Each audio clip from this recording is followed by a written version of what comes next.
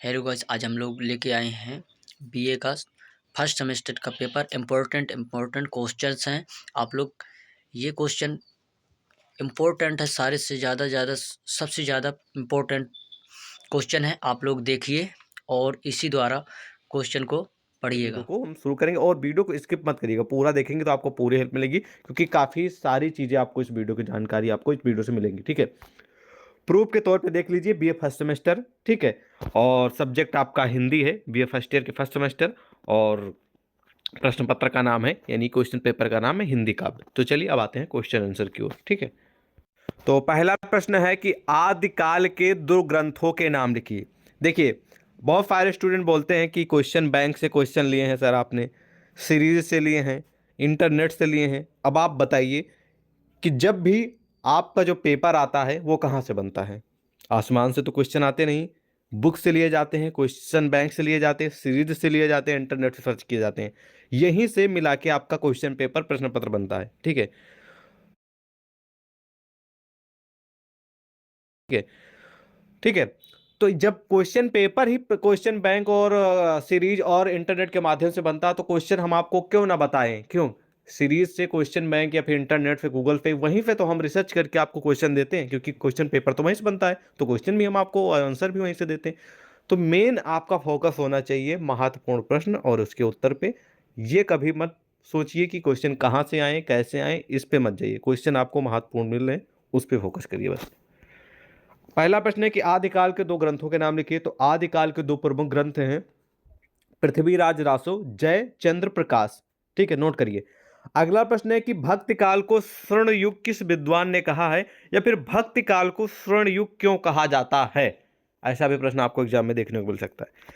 तो उत्तर लिखेंगे कि डॉक्टर श्याम सुंदर दास जी ने लिखा है कि जिस काल में या फिर जिस युग में कबीर दास जी जैसे, जायसी यानी कि मलिक मोहम्मद जायसी जी जैसे, सूरदास जी जैसे, तुलसीदास जी जैसे सुप्रसिद्ध कवियों एवं महात्माओं की दिव्यवाणी उनके अंतःकरणों से निकल कर देश के कोने कोने में फैली थी, उसे साहित्य के इतिहास को सामान्यतः भक्ति युग कह सकते हैं, और उसके अलावा उसको स्वर्ण युग भी कहा जा सकता है। ठीक है, तो वही कहा गया, उसे साहित्य के इतिहास में सामान्यतः भक्त युग कहते हैं। निश्चित वह हिंदी साहित्य का स्वर्ण युग था, क्योंकि जन्मों जन्म तक ये कबीरदास जी, तुलसीदास जी और ये प्रमुख कवि हैं। ठीक है, इनकी जो रचनाएं हैं वो आपके सिलेबस में आती रहेंगी, और हमेशा पिछले पता नहीं कितने दशक से आ रही हैं, और आगे भी फ्यूचर में आती रहेंगी, क्योंकि इन्होंने अपनी रचनाओं के माध्यम से देश को, समाज को, धर्म को बहुत ही ज़्यादा योगदान दिया है, और उनको बदलाव में कि एक नया समाज कैसे बन सकता है, एक नया धर्म में जो भेदभाव है, जो धर्म को लेकर अनेक अनेक कुरीतियाँ फैली हैं, उसको कैसे हटाया जा सकता है, और एक अच्छा इंसान और देश के लिए कुछ कर जाने योग्य इंसान कैसे बनता है, उसके बारे में इन्होंने रचनाएं रची हैं। तो प्रेरणादायक इनकी रचनाएं सब रही हैं कबीरदास, तुलसीदास, रहीमदास जी की, जो कि आज आप लोग पढ़ते हैं और सिलेबस में आते हैं। ये आईएएस, पीसीएफ जो बड़े बड़े एग्जाम होते हैं उसमें भी सब क्वेश्चन आते हैं, चाहे रेलवे ले लीजिए, चाहे अगर हिंदी है उसमें, तो क्वेश्चन आएंगे ही आएंगे। तो इस प्रकार इसका उत्तर लिखेंगे। बाकी अगला प्रश्न आप लोगों के समक्ष प्रस्तुत है कि भक्ति काल के तीन प्रमुख कवियों के नाम बताइए। तो भक्ति काल के हालांकि बहुत सारे प्रमुख कवि हैं, जैसे कि कबीर दास जी भी हैं, जायसी दास जी भी हैं, सूरदास जी भी हैं, और तुलसीदास जी भी हैं। ठीक है, इस तरह के आप बहुत सारे कवि लिख सकते हैं, लेकिन ज़्यादातर जो प्रश्न आता होता है कि चार प्रमुख कवियों के नाम लिखें, तो कबीर दास जी, जायसी जी यानी कि मलिक मोहम्मद जायसी जी, सूरदास जी, तुलसीदास जी लिख देंगे, पूरे नंबर पक्के। उसके बाद अगला प्रश्न है कि भक्ति काल में भक्ति भावना के कौन से रूप हैं? तो भक्ति काल में भक्ति भावना के जो रूप हैं वो निम्नवत हैं। तो भक्ति काल में भक्ति भावना साकार भक्ति भावना तथा निर्गुण भक्ति भावना के रूप में अभिव्यक्त हुई है। किसमें? ध्यान से सुन लीजिए, साकार भक्ति भावना तथा निर्गुण भक्ति भावना के रूप में अभिव्यक्त हुई है भक्ति काल में जो भक्ति भावना है, उसका जो रूप है। ठीक है, उसके बाद अगला प्रश्न है कि भक्ति काल की प्रमुख काव्य शाखाएं। जो महत्वपूर्ण प्रश्न है उनको मैं इंडिकेट कर दूंगा, तो उनको नोट कर लीजिएगा। ठीक है, ये क्वेश्चन आप लोगों ध्यान से सुनेंगे कि भक्ति काल की प्रमुख काव्य शाखाएं। तो ये क्वेश्चन आता है लेकिन बहुत कम आता है। तो चार प्रमुख शाखाएं हैं, संत काव्य शाखा और सूफी काव्य शाखा। सूफी काव्य शाखा से संबंधित कई बार प्रश्न भी देखिए, इसी बार पेपर हुआ था अभी रिसेंटली 5-6 दिन पहले, तो उसमें क्वेश्चन पूछा गया था सूफी काव्य से संबंधित। ठीक है, तो सूफी काव्य, संत काव्य शाखा, राम काव्य शाखा, कृष्ण काव्य शाखा, तो ये 4 प्रमुख भक्ति काल की शाखा हैं। ठीक है, और इन शाखाओं में अलग अलग कवियों ने अपनी रचनाएं प्रस्तुत की हैं, जो कि अभी आपको देखने को भी मिलेंगी। अगला प्रश्न है कि भक्ति काल की 3 प्रमुख विशेषताओं का उल्लेख कीजिए। ये कॉमन क्वेश्चन है, भक्ति काल का जो समय रहा है उसमें क्या विशेष रहा, ये आपको बताना है। तो पहला तो भक्त का प्राधान्य था, यानी कि भक्ति को पहले स्थान पे रखा गया था। मेन जो था, जो मुख्यता थी वो भक्ति की थी। दूसरा आदर्श एवं सुधारवादी मनोवृत्ति थी। और तीसरा गुरु की महत्ता, यानी कि गुरु का रिस्पेक्ट, गुरु की बड़ाई। ठीक है, गुरु मेन था, गुरु गुरु टीचर। ठीक है, क्लियर। महत्वपूर्ण प्रश्न नोट करिए, ये आपके एग्जाम के लिए तो महत्वपूर्ण है, आगे फ्यूचर में आप किसी भी चीज़ की तैयारी कर रहे हैं, अगर हिंदी सब्जेक्ट है तो उसमें भी आप लोगों के लिए हेल्पफुल साबित होंगे। अगला प्रश्न है कि भक्ति काल के 4 प्रमुख कवियों के नाम लिखिए, जो कि मैंने आपको भी बताया था, कबीर, जायसी, सूर, तुलसी, ये प्रमुख कवि हैं भक्ति काल के। उसके बाद अगला प्रश्न है कि निर्गुण भक्ति की दोनों शाखाओं के नाम लिखिए। तो ज्ञान मार्गी, प्रेम मार्गी 2 शाखाएं। क्वेश्चन बहुत कम आता है, 1 लाइनर क्वेश्चन है, आंसर तो जान लीजिए। हालांकि क्वेश्चन जो आने के चांस है मैं आपको बता दूंगा। जैसे कि अगला प्रश्न है कि सगुण भक्ति की इतनी शाखाएं हैं। तो सगुण भक्ति धारा की 2 शाखाएं हैं, राम भक्ति शाखा और कृष्ण भक्ति शाखा। उसके बाद अगला प्रश्न है कि निर्गुण भक्ति धारा के प्रमुख कवियों के नाम लिखिए। ठीक है, तो उसमें कबीर दास जी आ जाएंगे और जायफी जी आ जाएंगे। ध्यान से सुनेंगे, निर्गुण भक्ति धारा के 2 प्रमुख कवि, कबीर दास जी, जायफी जी, ध्यान रखेंगे, निर्गुण। ठीक है, उसके बाद अगला प्रश्न है कि कृष्ण भक्त शाखा के 2 प्रमुख कवियों के नाम लिखिए। मतलब कृष्ण भगवान को आधार मानकर रचनाएं लिखने वाले जो कवि हैं, सूरदास जी और नंददास जी हैं। ठीक है, ये कृष्ण भक्त शाखा के प्रमुख कवि हैं। देखते रहिएगा, बहुत सारे प्रश्न मैंने इसमें समाहित किए हैं, कि करके सभी बताएंगे। अगला कि कृष्ण भक्त शाखा के प्रमुख 4 विशेषताओं का उल्लेख कीजिए। यानी कृष्ण भक्त शाखा जो रहा है उसमें जो 4 विशेषताएं हैं वो कौन कौन सी हैं। हालांकि विशेषताएं बहुत है, लेकिन 4 को आपको लिखना है। तो कृष्ण भक्त इष्टदेव श्री कृष्ण थे, यानी कि श्री कृष्ण भगवान को आधार मानकर रचनाएं रची जाती थी। दूसरा श्रृंगार श्रृंगार के संयोग एवं वियोग का मार्मिक वर्णन है। श्रृंगार संयोग एवं वियोग, यानी कि किसी के बिछड़ने का, और श्रृंगार जो होता है उस चीज़ का इसमें मार्मिक ढंग से वर्णन किया गया था। भक्ति, कृष्ण भक्ति की जो जितनी भी रचनाएं हैं उसमें। अगला कि दाम्पत्य एवं सखा भाव की भक्ति है। दाम्पत्य जीवन और सखा, यानी कि दोस्त और मतलब कि शादीशुदा। भक्ति भाव के बारे में इसमें बताया गया, इसकी भावना है। और कृष्ण के बाल जीवन की फजीव झांकी प्रस्तुत की गई। ये कुछ विशेषता है कृष्ण भक्ति काव्य शाखा की, यानी कि जितनी भी कृष्ण भक्ति शाखा की रचनाएं उसमें आपको ये सब क्वालिटी देखने को मिली है। ठीक है, ये सब सुविधाएं या फिर ये सब विशेषताएं, विशेष चीज़ें।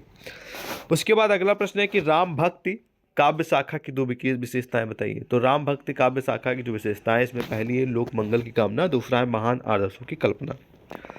उसके बाद अगला प्रश्न है कि राम भक्त शाखा के प्रमुख कवि के क्या नाम है। तो हालांकि राम भक्त शाखा के बहुत सारे कवि हैं, लेकिन अगर प्रमुख की बात होती है तो वहाँ पर आप लिखेंगे तुलसीदास जी को ही। ठीक है, उसके बाद अगला प्रश्न जो महत्वपूर्ण है कि भक्तकालीन काव्य की रचना किन भाषाओं में हुई। तो भक्तकालीन यानी भक्तकाल के समय की जो रचनाएं रची गई हैं वो ज़्यादातर थी उसमें सदुक्कड़ी, पंचमेल की खिचड़ी, ब्रज एवं अवधी भाषाओं का प्रयोग किया गया था भक्तकाल के समय में जो भी रचनाएं थी।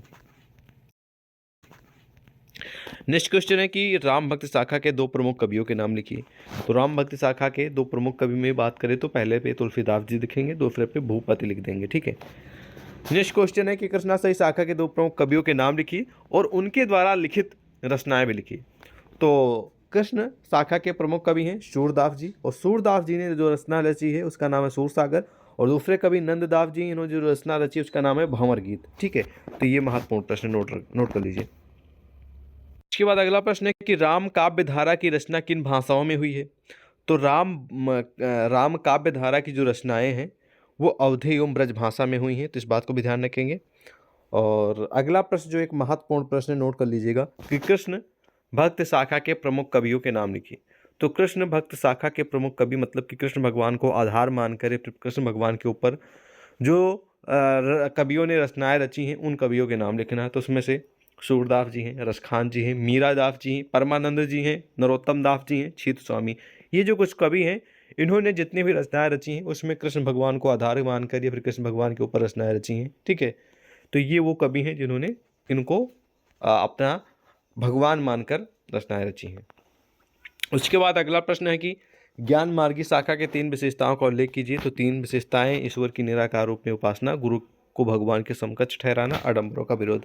हालांकि क्वेश्चन आता है लेकिन बहुत कम आता है, मेरे हिसाब से इग्नोर कर दीजिए। अगला भी क्वेश्चन महत्वपूर्ण है, इसको भी इग्नोर कर सकते हैं। और अगला भी क्वेश्चन मेरे हिसाब से मतलब कि एग्जाम के नजरिए से बहुत कम आने को उम्मीद है, ठीक है। और अगला प्रश्न है ज्ञानाश्रय शाखा के प्रमुख कवि, ये भी बहुत कम उम्मीद है चंद्रिका। और दूसरी है बिहारी सतसई। ये 2 प्रमुख रचनाएं रीतकालीन है, तो ध्यान रखेंगे। उसके बाद रीतकाल के प्रमुख कवि मैं आपको बता ही चुका हूँ, ठीक है। इसको हम इग्नोर करते हैं क्योंकि यहाँ पर वहाँ पर 5 बताया गया था, यहाँ पर कई सारे कवि हैं, तो जो आपको बेटर लगे वो तैयार कर लीजिएगा, ठीक है। अगला प्रश्न है कि रीतकालीन काव्य की 4 विशेषताएं। मतलब कि ये क्वेश्चन कह रहा है कि रीतकाल के समय की जो भी रचनाएं हुआ करती थी, ठीक है, उसमें क्या विशेष था। तो पहली चीज उसमें थी कि श्रृंगार की प्रधानता थी, ये पहली बात, क्वालिटी थी। अलंकारिता थी, मुक्तक शैली थी, नारी का प्रेयसी रूप में चित्रण था, ठीक है। तो ये विशेष चीजें थी रीतकाल की जो रचनाएं थी, कविताएं थी उसमें। उसके बाद अगला प्रश्न है कि रीतकाल के नामकरण पर प्रकाश डालिए, यानी कि रीतकाल जो नाम पड़ा इसके बारे में क्या मामला है, कैसे पड़ा, उसके बारे में जानते हैं। तो ध्यान से सुनेंगे। इस युग के कवियों की प्रवृत्ति रीत संबंधी कविताओं को लिखने में होने के कारण, ध्यान से सुनेंगे, इस युग के यानी कि रीत काल के कवियों की जो प्रवृत्ति थी, विशेषताएं थी, वो रीत संबंधी कविताओं के लिखने में होने के कारण इस युग को रीत काल से नाम से संबोधित किया जाता है। तो इस बात को ध्यान रखेंगे, ये भी महत्वपूर्ण प्रश्न है।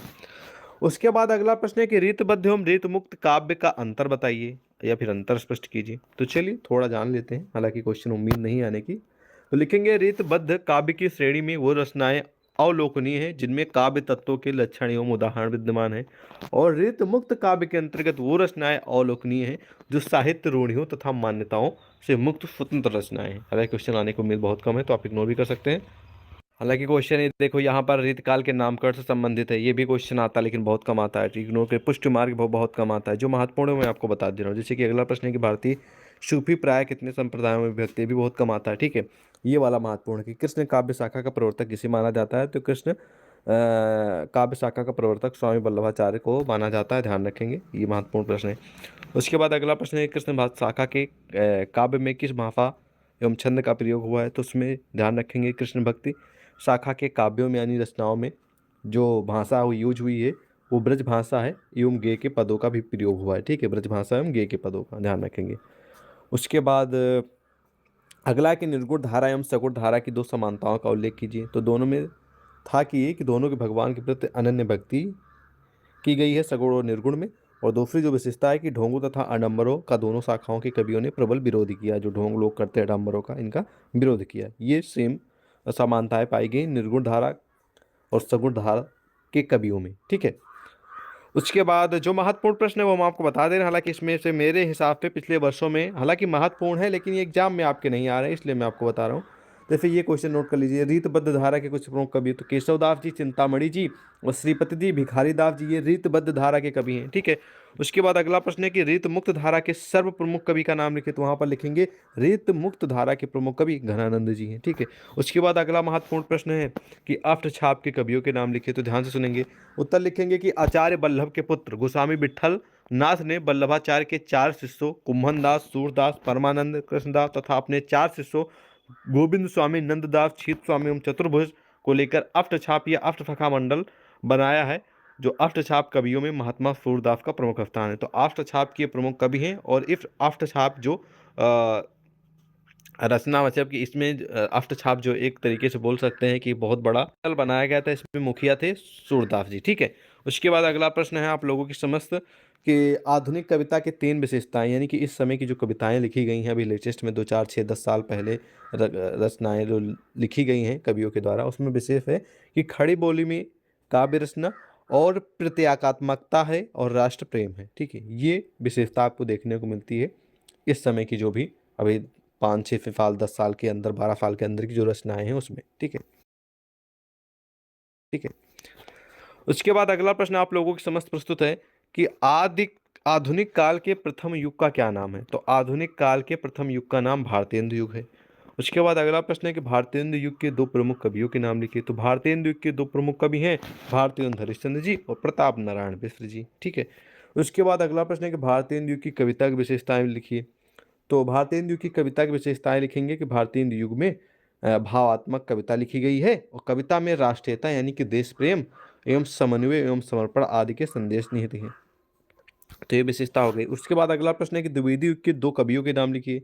तो द्विवेदी युग के बहुत सारे कवि हैं, जिसमें से प्रमुख कवि अयोध्या चट्टोपाध्याय हरिऔध जी हैं और मैथिली शरण गुप्त जी हैं। ये कवि जो हैं वो द्विवेदी युग के हैं, ध्यान रखेंगे।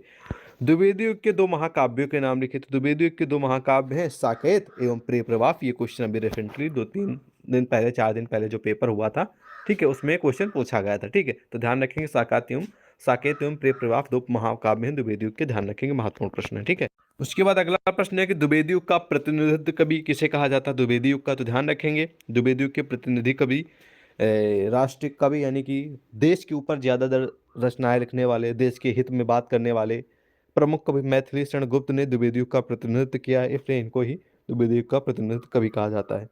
अगला है कि द्विवेदी युग के प्रमुख कवियों के नाम लिखे। तो द्विवेदी युग के प्रमुख कवि मैंने आपको वहाँ पर 2 बताए थे और सुन लीजिए। ठीक है, मैथिली शरण गुप्त जी हैं, अयोध्या सिंह हरिऔध जी हैं, राम नरेश त्रिपाठी जी हैं, श्रीधर पाठक जी हैं, मुकुटधर पांडे जी हैं। तो ये कुछ कवि हैं द्विवेदी युग के। उसके बाद अगला प्रश्न है कि द्विवेदी युग के काव्य की विशेषताएं बताइए, यानी कि जो भी रचनाएं रची गई उसमें क्या विशेषता द्विवेदी युग के समय की जो रचनाएं थी उसमें। ठीक, उत्तर लिखेंगे। उसमें विशेषता ये थी कि वर्णन प्राधान्य है, अतीत गौरव का बखान है, आदर्शवादिता है, देश प्रेम है। ये कुछ विशेषताएं हैं। अगला प्रश्न है कि आधुनिक हिंदी कविता को कितने भागों में विभक्त किया गया है। तो आधुनिक हिंदी कविता को 5 भागों में विभक्त किया गया है, जिसमें नंबर 1 पे है भारतेंदु युग, द्विवेदी युग, छायावाद युग या फिर छायावादी युग, प्रगतवादी युग एवं ठीक है, प्रगतवादी युग एवं प्रगतवादी युग एवं नई कविता। ठीक है, तो ये कुछ युग हैं, समय हैं, जिनमें आधुनिक हिंदी कविता विभक्त है, तो ध्यान रखेंगे। अगला प्रश्न है कि छायावादी काव्य की किन्हीं 3 विशेषताओं को लिखिए। मतलब कि छायावादी समय की या फिर छायावादी युग की जो रचनाएं रची गई हैं इस समय में, उसमें क्या विशेषता वो लिखना है। ठीक है, तो इसमें ये था विशेष कि प्रेम एवं सौंदर्य का निरूपण किया गया था, यानी कि प्रेम, सुंदरता, प्रेम, लव, ठीक है, इन सब चीज़ों का निरूपण किया गया है। वेदना एवं निराशा की भावना, समझ गए। नारी के गरिमामयी रूप का चित्रण किया गया। तो ये कुछ विशेषताएं ध्यान रखेंगे। उसके बाद नई कविता के प्रमुख कवियों के नाम लिखिए। तो नई कविता के प्रमुख कवियों में है सच्चिदानंद हीरानंद वात्सल्य जी, गजानंद माधव मुक्तिबोध जी, शमशेर बहादुर सिंह, वीरेंद्र कुमार जैन जी, भवानी प्रसाद मिश्र जी और धर्मवीर भारती जी। ये कुछ प्रमुख कवि हैं नई कविता के, जिनको ध्यान रखना है। समकालीन हिंदी से क्या अभिप्राय है पढ़ लीजिएगा, हालांकि मेरे हिसाब से बहुत कम आने को उम्मीद है, तो आप इसे इग्नोर कर सकते हैं। ठीक है, और भी महत्वपूर्ण प्रश्न है जो कि मैं आपको उनकी ओर ले चलता हूँ। जैसे अगला प्रश्न है, ये आपको अति लघु उत्तर में बहुत कम देखने को मिलता है, लघु उत्तर दीर्घ उत्तर में ज़्यादातर देखने को मिलता है, जो कि एक महत्वपूर्ण और कई बार रिपीटेड क्वेश्चन है, बार बार रिपीट होता है परीक्षाओं में। इस बार भी कई परीक्षाएं हुई हैं अभी रिसेंटली में, तीनों यूनिवर्सिटी में परीक्षाएं हिंदी को हो चुकी हैं, तीनों यूनिवर्सिटी में 4 में, और सब में प्रश्न पूछा गया था। तो सिंपल सी बात है, एक प्रश्न रिपीटेड है, तो इस बार भी आपकी परीक्षा जो कल परसों आएगी उसमें आएगा, अमीर खुसरो से संबंधित। इसका उत्तर लिखेंगे। हिंदी के प्रथम कवि माने जाने वाले अमीर खुसरो का जो जन्म है वो 1293 ईस्वी में आधुनिक उत्तर प्रदेश के जिला एटा के पटियाली नामक गांव में हुआ था।